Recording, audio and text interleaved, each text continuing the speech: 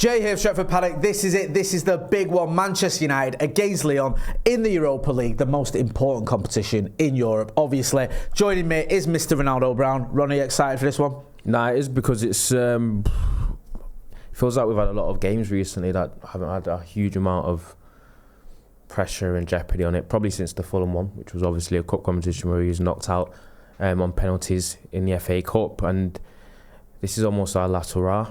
You've got Lyon, who's a team that's obviously on the decline, but they have huge European pedigree and heritage. So it is still a big game between two big clubs. And Europa League is something that we simply have to win if we want to fulfil our aspirations in the summer window, if we just want any sort of momentum or something to get behind in going into next season. So this is a huge game tomorrow. And just the whole the leg in general. I know there's obviously potentially a semi-final and a final after it, but it's a huge game, and it's going to feel like there's going to be a lot of pressure though within the last half an hour leading up to it, because I think that's when it starts to hit me.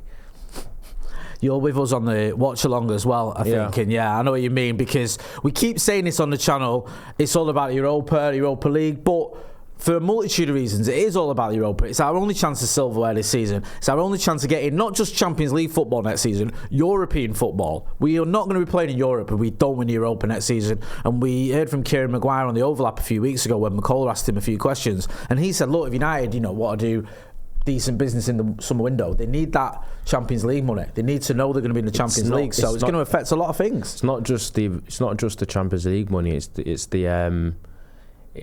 the leverage you have in negotiations for going for these Champions League level players that everyone wants to be fawning over every summer window. Is if you haven't really got Champions League football to offer these players, you're less desirable, and there's only so much weight the Manchester United name can carry, especially when there's a huge sample size now of that players have seen all over the world of what happens to the careers of players that come here, become a graveyard. So then you've also got to pay over the odds for wages to kind of to get them to come. So it's huge. It's huge. Like, Champions League football is really important for what it gives you money wise and for what it gives you in terms of making you more attractive to players that you want to sign. So it's massive. It is massive, you're right. Throw in the fact as well, just for Ruben Amorim to win a trophy in his first season and sort of defy the odds getting us into the Champions League would be huge too. We can't sort of overcook this one.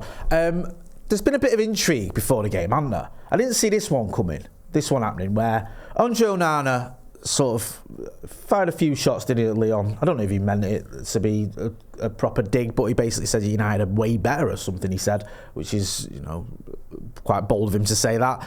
But then the man Matić, who's obviously at Lyon, hit back and labelled Onana, I think, the worst keeper in United's history, or words to that effect. Then Onana's gone on social media and highlighted the fact that he's won something at United where Matić didn't. I mean, I didn't have Onana versus Matić on my preview bingo card, but here we are. Matić, as we know, was a decent player for us. Most of his positive English football experience came from playing for Chelsea. Of course. Obviously getting 2 Premier League titles with them.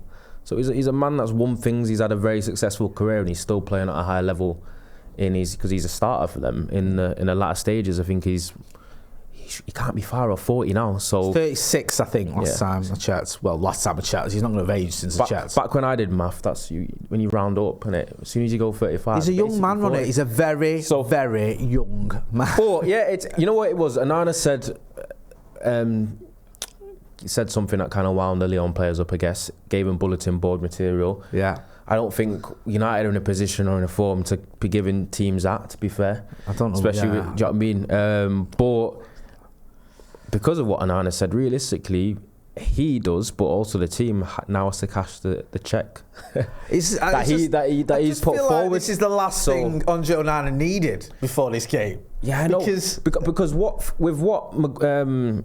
Matić said, when you looking at what he actually said, there's not really anything wrong with what he said. Do you know what I mean? Yeah. It's more about the reaction to it. I feel like we should always still be backing the player that plays for us. Yeah, I agree with that. So I do agree with that. There's a bit of that, but it's just we say there's not enough personality and not enough aggro in the game, so I don't mind it, to be fair.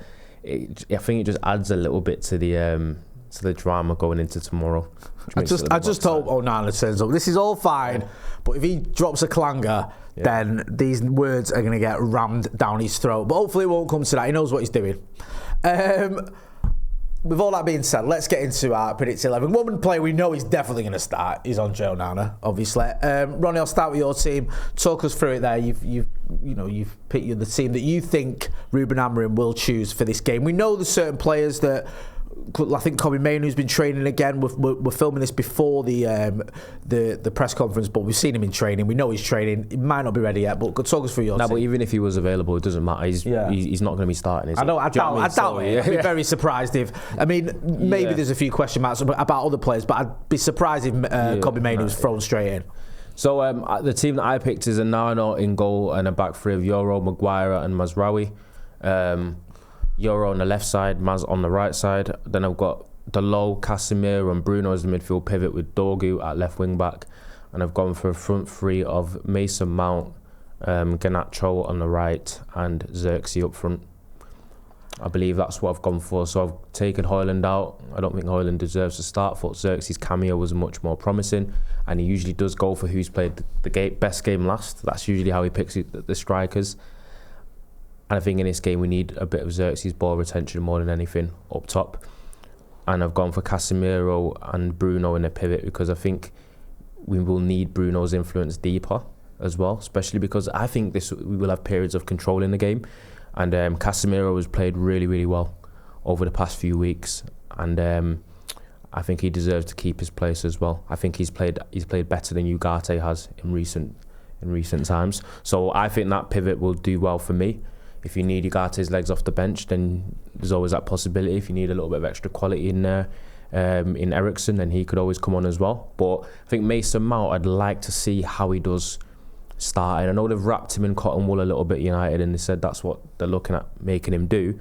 But I think giving him a little blowout, maybe 60, 65 minutes from the start, because he looked okay with the cameos. He's not set the world alight, but I think if you've got a £60 million investment, who's not at the best time of it. I think there's games like this where you need to try and see whether you get your money's worth. And then Garnacho on the right because there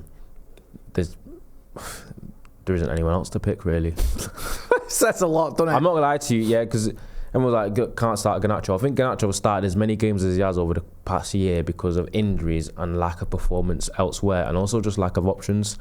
So I think that's the lineup that I'd go with. I agree to a certain extent. I get what you point. I like Manuel Ugarte. What I thought against Manchester City was probably might even be his worst game I've seen him for Manchester United. I don't think he had a good game at all. So I wouldn't be that surprised if he was dropped. I have gone with a slightly different one though. I'll take you through my team. This is the team I think the manager will go for. Back three is the same as yours. I've actually put Ugarte and Casemiro in midfield. I was 50-50. I was kind of with you a little bit, but I think he might just go with Ugarte. So what are you going to tell him that you changed and pivoted last minute when you saw mine? Yeah, I did, because I forgot, right? This is how bad it is. I didn't copy him. I almost forgot about Casemiro. I've been praising, right, for ages. Not for ages. The last few weeks saying how much better Casemiro's been. And then I forgot to put him in my team and thought, oh yeah, Casemiro's going to play in this game. I just can't imagine him not doing. I know he played against Manchester City, but 11 out of 11 tackles, Ronnie, against City. You ain't getting dropped after that, surely. Yeah, but so I think Casemiro's in. I do think he'll go with Guy. The only I get your point about Højlund, right? And if it was up to me, I would start Joshua Xerxes. But I don't know if he will. It is up to you. It's Jay's 11. Yeah, but it's predicted. Yeah, it's not preferred. It's predicted. And I think he'll start Rasmus Højlund. I've just got a feeling he's going to start Rasmus Højlund. Why do you reckon he starts Rasmus Højlund?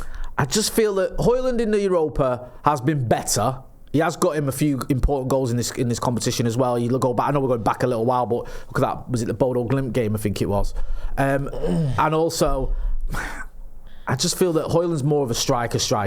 So whilst he's flawed, and he is flawed, and I'm not disputing that, I just feel he might go with the striker rather than a player who, by his own admission, is a 9.5 or whatever he calls himself, or which is for me is a load of nonsense. Just say it, innit? Just say it straight. You don't like Xerxes. You don't try and start causing dramas with me. I was singing Joshua Xerxes' praises when he was at Bologna. You'd never even heard of him. And if you believe that, you believe anything. Right. Well, that being said, we'll talk about Lyon quickly. Don't forget, get involved in the chat in the comments. Plus, film yourself in landscape for 30 seconds and send us your score prediction to paddockmatchday@gmail.com. We'll use that as part of our pre-match build-up and maybe even get you on a preview too. Lyon, we've spoken about Nemanja Matić. He's doing well there. Also, Lacazette. Yeah, I got a couple of Premier League Lacazette, who's been banging him in. To be fair, ever since Lacazette's gone back to League On, he's had a decent goal return. He scored like 20 odd goals in the first season he was back there after he left Arsenal. And contrary to popular belief, get my words out, that isn't as bad a league as people would like to believe, and it's one of those where I think like the translatability usually is pretty good when it comes to forwards going into the Premier League, because it's got similar physicality and it's definitely improving. It's one of those leagues now that's become quite strong 1-8. I know you're looking at the league table and PSG are flying, and they lost the game in 28, so it kind of looked against that notion, but people might argue that they're the best team in Europe right now. Well, they beat the, pains me to say it, champions-elect here, didn't they? So they're not. This isn't a PSG that are sort of. Sometimes PSG haven't been that great, but they've still won Ligue 1. But this is a good PSG team, isn't it? Yeah, it definitely is. But Lyon obviously aren't as good as they once were. We talked about earlier how it's a team with a lot of European history and pedigree. But I think realistically we should be favourites going into the tie. I know that could be famous last words, but they also have a couple other players that could have been of concern. I think they just lost their starting winger in Nuamu, who tore his ACL. That was announced on Monday, and they've obviously got a talented young winger, 20-year-old Malik Fofana, who's injured as well. So two wingers that they would have started that we struggle against with a bit of pace and a bit of flair about them. We don't have to worry about, but obviously you've got Ryan Cherky, who's flavour of the month right now. We had Nathan Salt on the other day who was talking about him. He said he's a player that going forward he's great. He's just he doesn't know. Not that he'd end up coming at United, but the links are there already. And if he plays well against us, people will be going, "Oh, he should be. United should be going for him." But he said, in terms of his sort of could be a little bit of an attributes, his work rate might not be what someone like Ruben Amorim is looking for. That's what Nathan Salt said. Could be a little bit of a mini audition for him, innit? But you know full well if he does well against us, everyone's going to be pretending they've been watching him for years and say we need to sign him. That is how it works. That is how United fans usually judge players. They'll be outraged that we've not signed him in the summer if he scores a goal against us. Because there'll be a really good player that plays against us, and obviously United fans watch Manchester United. Don't generally watch other teams. There'll be a decent player comes and plays against us, doesn't have the greatest game, and they'll judge their whole perception of that player on that one match. So that's going to probably happen to Ryan Cherky tomorrow, but we'll have to see what he does. He's a talented player, both-footed, a lot of flair about him, but there's question marks over his work rate and things. So we'll obviously see it I don't think we need to worry anyway. I don't think we'll be getting it, but you never know. Stranger things happen. Yeah. With all that being said, then, bro, give me your score predictions or prediction. I think we'll win tomorrow. I think we win 2-1. Hey, do you know what, Ronnie?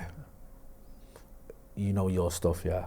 So I'm going to agree. Nah, just guessing, bro. I'm going to go with a United win, but I don't think we've got 2 goals in us. I think Onana is going to put his money where his mouth is and get that clean sheet, and he needs to after what he's been saying. I'm going to go 1-0 Manchester United.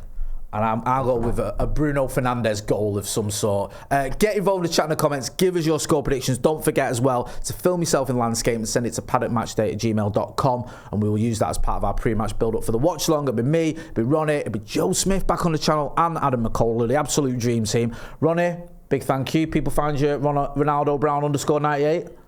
They might not want to find me. Well, if you want to, go and find the knowledge. That's where he is on what used to be called the Bird app, as he used to say. That's been Ronnie. I've been Jay. This has been a preview of Manchester United's trip to Lyon. Thanks for watching.